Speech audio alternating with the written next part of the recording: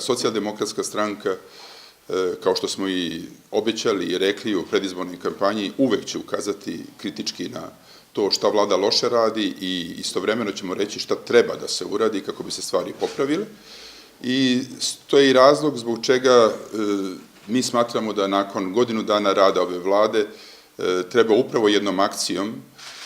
u 12 gradova Srbije jasno definisati kojih je 12 propuštenih šansi svih tih godinu dana bilo i šta treba učiniti u vremenu koje je ispred nas. 27.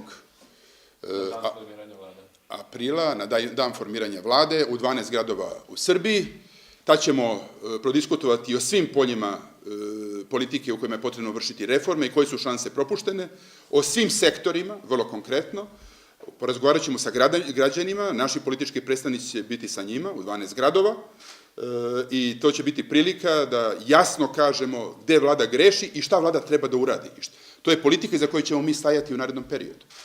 To je politika kako mi razumemo da treba da bude vođena u Srbiji i zbog toga još jednom, mi nismo članovi ni jedne vlade, mi smo prava opoziciona stranka, mi smo taj temelj drugačije opozicione politike koja je Srbiji potrebna, mi zato otvaramo vrata i drugim ljudima koji imaju političko znanje i visoke stručne sposobnosti da uđu u Socijaldemokratsku stranku i upravo ovim načinom protesta doprinosimo izgradnji građanske i političke kulture u Srbiji. To je naša namera. Dakle, mi nemamo nikakvu jagmu za vladajućim pozicijama, mi želimo da postanemo deo vlasti u budućnosti nakon izbornih procesa, samo da bismo menjali stvari u Srbiji